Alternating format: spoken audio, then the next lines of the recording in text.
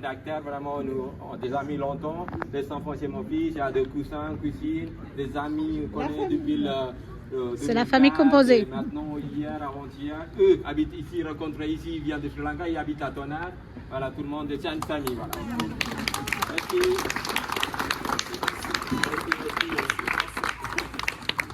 Sri Lankais est né en 1977 dans le village d'Alavedi, situé dans le district de Jaffna, au nord du Sri Lanka. Dès ses premières années, il est plongé dans un environnement rural profondément ancré dans la culture tamoule. Au Sri Lanka, il y a les Tamouls et il y a les Singalais. Il y a deux langues, la langue tamoule et la langue singalaise. La langue singalaise, c'est la plus pratiquée. Du sud de Sri Lanka. Bouddhisme. Les Tamouls plutôt du nord-est Sri Lanka aussi. Tu parles deux langues. Par exemple, des amis rencontrés ici, ils parlent singalais, tu rencontres, voilà, nous discutons. Voilà. Des amis encore qui parlent tamoul. Voilà. Il a grandi auprès de son grand-père agriculteur, dont l'univers fait de gestes quotidiens liés à la terre et aux saisons, nourrit son imaginaire et influence sa sensibilité artistique. Dans ce contexte villageois, les arts traditionnels font partie intégrante de la vie. Enfant, il est immergé dans des pratiques telles que la peinture religieuse, souvent liée aux rituels hindous, la broderie, le kolam, les dessins au sol réalisés avec de la poudre de riz. C'est souvent pour de la décoration. Nourrir la petite bête, fourmi, tout ça, voilà, comme ça. La poterie et les colorations végétales qu'il apprend dès l'école maternelle. C'est à cette époque que se forme en lui une conscience esthétique naturelle, intuitive et tactile. Les motifs, les couleurs de la terre, les formes symboliques et rituelles apprennent sa perception du monde et posent les bases de son langage plastique. Elle aussi, une copine connaît depuis l'arrivée en France. 25 ans peut-être maintenant. L'expo, on fait l'expo aussi. Et Aravindu aussi nous connaît et tout. Elle aussi va avoir un petit discours rapidement, après fini. C'est contemporain. Ouais. Ils se sont rencontrés. D'accord. Ouais. Donc, Francine, voilà. Je soutiens le travail de Soran depuis le début. Je l'aide. Bonjour mesdames, nous sommes à Tonnerre, en France, dans une salle d'exposition de bracelets. Donc, je vous ai rencontré ici. Pouvez vous présenter, s'il vous plaît? Je suis une amie de longue date de Soran, amie de longue date de Soran, créatrice textile, autrice, et j'enseigne le yoga. Donc, vous venez de Paris pour voir ce que... Je viens de Paris, exprès pour l'exposition. J'ai expliqué qu'il faisait pour la première fois une performance en extérieur en France. Et j'ai décidé que c'était absolument impossible pour moi de rater ça. Ah, bah, super. Bravo. Et vous, madame? Alors moi je suis Edith, je suis une amie de Francine qui m'a dit je vais à Tonnerre pour l'exposition d'un ami, il faut que tu viennes. Donc j'ai dit j'y vais et je ne savais pas à quoi je m'attendais. Alors je ne connaissais pas non plus la performance à l'avant, je ne savais pas du tout. Donc j'ai tout découvert, la performance et le travail du peintre qui est formidable. C'est un poème, c'est merveilleux. Vous connaissez déjà la culture tamoule, vous avez déjà entendu parler par votre ami la culture tamoule. Et qui parle tamoul? Et où sont les tamouls? Ils habitent dans quel pays? Un petit peu? Un petit peu, oui. Alors, je connais un peu le Sri Lanka, j'y suis allée il y a de nombreuses années. À l'époque, on ne pouvait pas aller dans le nord du pays à cause des événements. Et puis, je suis allée en Inde du Sud aussi, donc je connais un petit peu les Tamouls, le Tamoul entre guillemets, enfin un petit peu. J'ai eu quelques petites notions et je retrouve ce que j'ai vu aussi. Donc aujourd'hui, votre ami Vasudel, il a fait une performance d'ancien Tamoul. Pour moi, c'est ancien Tamoul, c'est-à-dire actuellement, en ce moment, on ne pratique pas tout ce qu'il avait fait aujourd'hui. à part certaines choses, sari, on habille toujours en sari pour les cérémonies, pour les fêtes. Et aussi en Inde, dans certains villages, les femmes s'habillent toujours en sari du matin jusqu'au soir. Et par contre, la partie qui s'est passée, toutes les cérémonies et toute la performance, qu'est-ce que vous avez découvert? Est-ce que ça a plu? Alors, il y a deux choses. Il y a d'abord ce que je sais en tant qu'amie de Yasmine, parce que non seulement il m'a raconté un peu sa vie, sa culture, mais aussi j'ai participé à la rédaction, à la version française de sa biographie depuis au moins depuis une dizaine d'années. Donc ce sont des choses dont j'ai entendu parler de cette manière-là. Donc le Kolam, je le connais parce qu'il a été obligé de m'expliquer, en fait on communiquait beaucoup en anglais, mais il m'a donc expliqué pour que je comprenne de quoi était sa biographie. Donc j'ai pas compris à fond, mais j'ai quand même entendu parler de couleurs, de Kolam. Mais il y a un autre point de vue. Qu'est-ce que moi j'ai ressenti en tant que non sri-lankaise, en tant que personne. Donc en tant que personne, j'ai vu quelque chose que je n'ai jamais vu de ma vie, puisque moi je n'ai jamais été ni au Sri Lanka ni en Inde. Donc là je suis neuve, je suis vraiment la personne à qui il faut poser cette question. Et donc, c'était extraordinaire. J'ai l'impression d'avoir voyagé dans le temps, d'avoir vu avec mes yeux des choses que d'autres personnes ont vues, y compris des personnes proches de moi. Ma grand-mère a voyagé en Inde, elle a vécu à Pondichéry. Je suis amie à Bukaswan, mais bon, est-ce qu'on connaît vraiment ces amis? Et tant qu'on n'a pas vu ça, est-ce qu'on connaît vraiment les personnes? Donc je vous remercie pour tout ça. Super, génial. Donc aujourd'hui, ça m'a beaucoup touchée. J'ai trouvé que ça a beaucoup à voir avec le théâtre de la vie, c'est-à-dire avec le théâtre vivant. Je trouve que ce côté mystérieux, c'est-à-dire le fait de ne pas expliquer les choses, mais de quand même le donner aux gens telles qu'elles sont, dans leur intégrité. C'est-à-dire l'héritage, cet héritage, en fait, il est tellement vrai que tout le monde peut comprendre. C'est ce que j'ai ressenti. C'est super. Donc ça vous permettra de voyager un petit peu en Inde, au Sri Lanka. Voilà, je pensais à la fête des couleurs de l'Inde. Bientôt, ça sera le festival de Ganesh, le 31 août à Gare du Nord. Oui. Vous pouvez aller voir aussi un petit peu de l'art. Et c'est la fête des couleurs, non? Non, c'est pas la fête de la couleur, c'est la fête de Ganesh. Fête de Ganesh. Oui, c'est Ganesh. Oui, j'aime beaucoup Ganesh. La fête d'éléphant. Oui.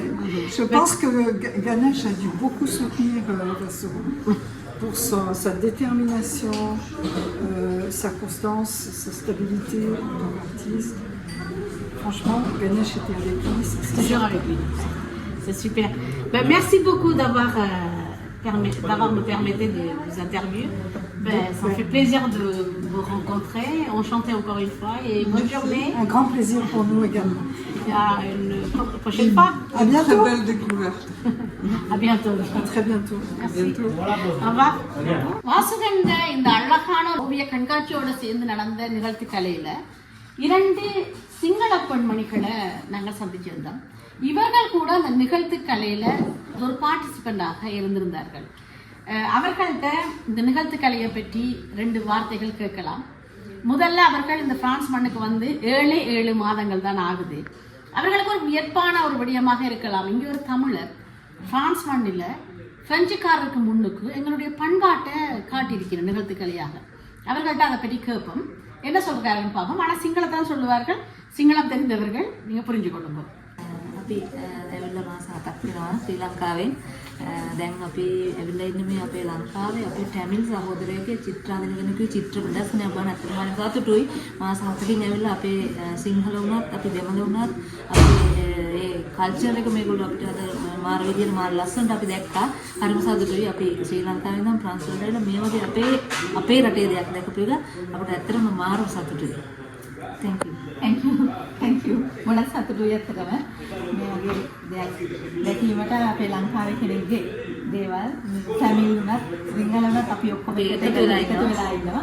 ඒක සතුටුයි වෙනවා. சிங்கள சிலவர்கள் பேசினாலும் ஓரிரு சொற்கள் அழகான தமிழ் சொற்களை பயன்படுத்தினார்கள். சித்திரம் என்ற ஒரு அழகான தமிழ் சொல்லையும் பயன்படுத்தினார்கள். ஓவியம், சித்திரம் என்று நாங்கள் சொல்லுவோம்.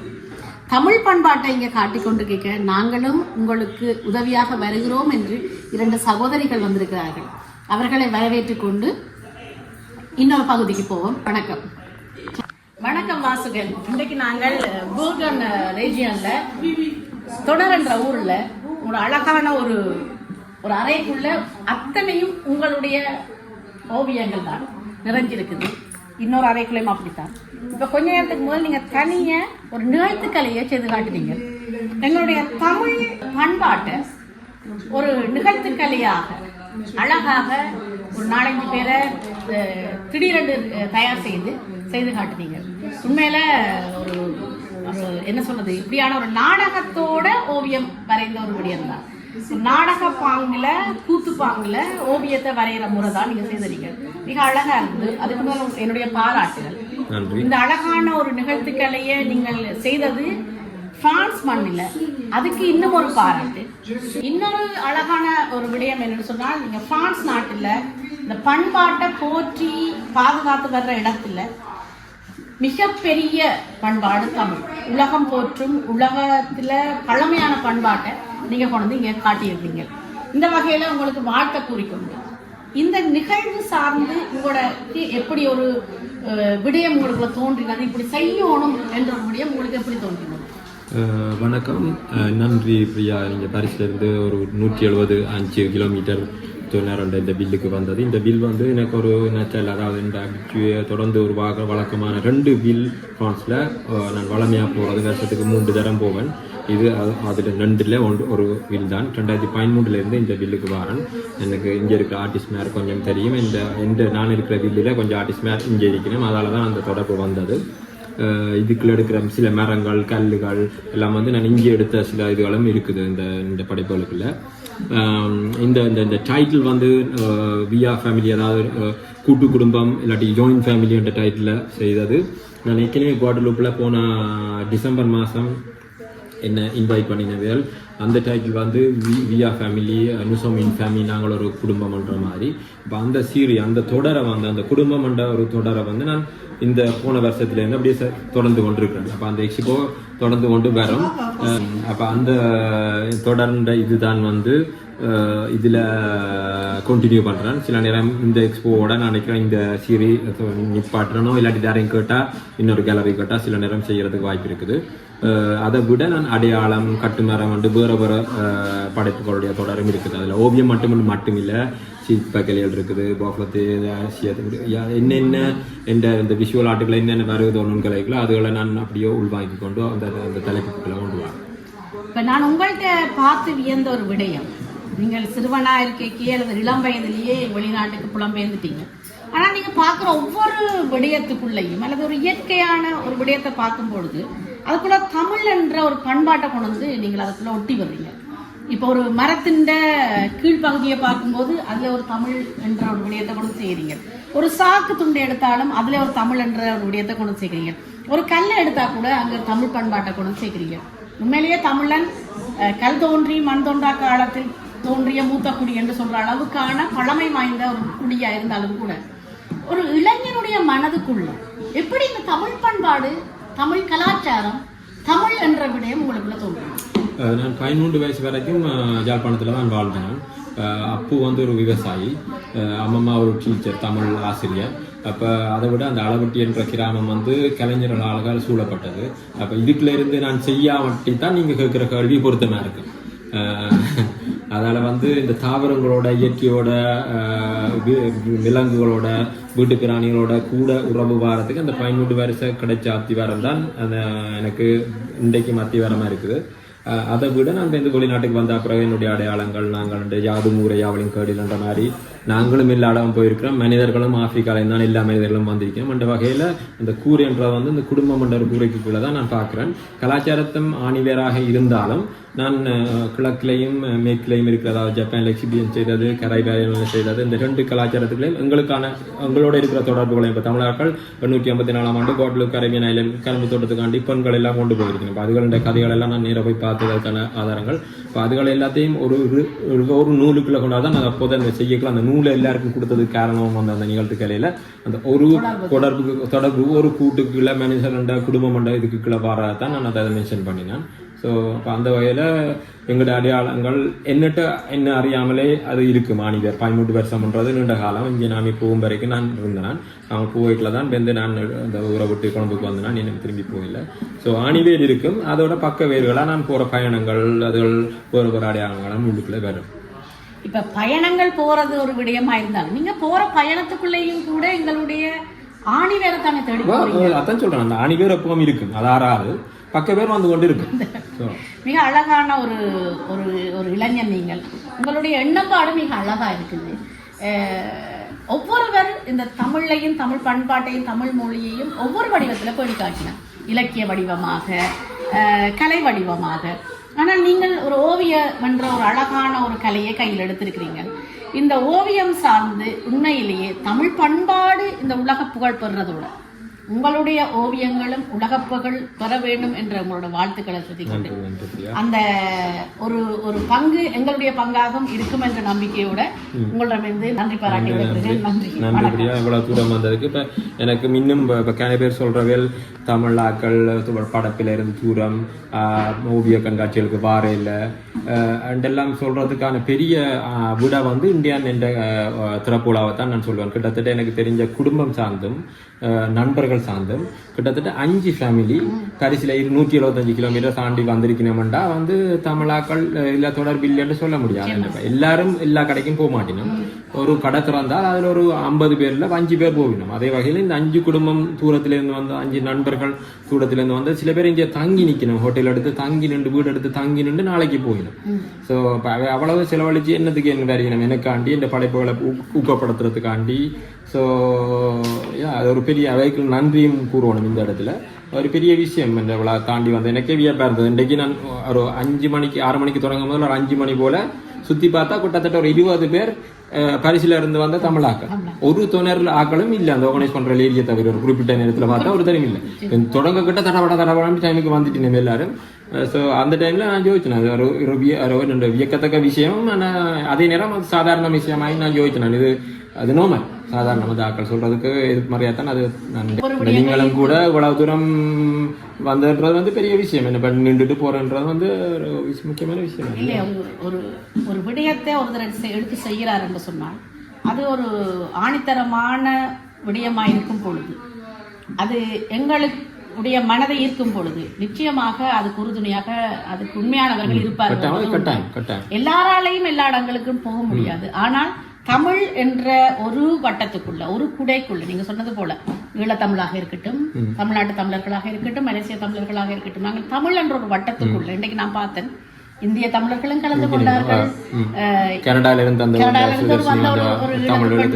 அழகாக அந்த சேலை அணிந்து மலையாள தமிழ் பெண்ணோடு வந்தவர், மலையாள தமிழ் பெண் வந்த ஒரு சிங்கள இனத்தவை 2 பெண்மணிகள் வந்திருந்தாங்க. இங்க இருக்கிறேன் நான் 2 பேரையும் இங்கே தான் சந்திச்சேன். நான் ஒரு சர்ச்சில் சும்மா நடந்து போய்க்கல அண்டையில இருந்து ஃப்ரெண்ட்ஸ் இன்றைக்கு என்னோட விடியல இருந்து என்னோட இந்த இதுலயும் பார்ட்டிசிபேட் பண்ணினேன். கலைக்கு மொழி இல்லை இனம் இல்லை என்றதுக்கான ஒரு அழகான ஒரு விடயத்தையும் இந்த நிகழ்த்துக்கதை கூறியிருக்கு. அதுதான் நான் எல்லாரையும் அதுக்குள்ள வந்த சிங்கள கேர்ள்ஸ், தமிழாக்கள், திடீரெண்டு அதுல இருந்த பிரெஞ்சு ஆக்கள், அந்த மலையாள ஆக்கள் எல்லாரும் அதுக்குள்ள உள்ள எடுத்தது. அந்த தலைப்பு வந்து குடும்பம் என்றதான் அந்த குடையில் இருக்குது.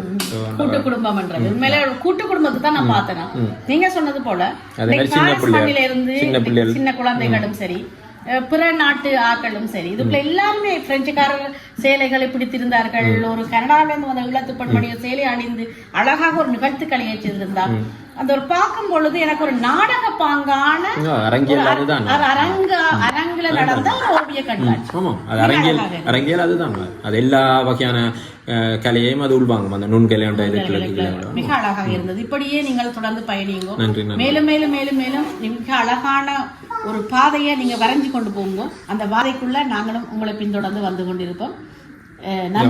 கசின் கூட தூரத்துல இருந்து 2 சின்ன பிள்ளைகள் அவட மீனக்கட்டு வந்திருக்கணும். அவட்ட கூட நீங்கள் 2 வசனம் கேட்கலாம் இந்த ஓவிய கண்காட்சியை பற்றி கேட்டுக்கொள்வோம். நன்றி வாசகன்.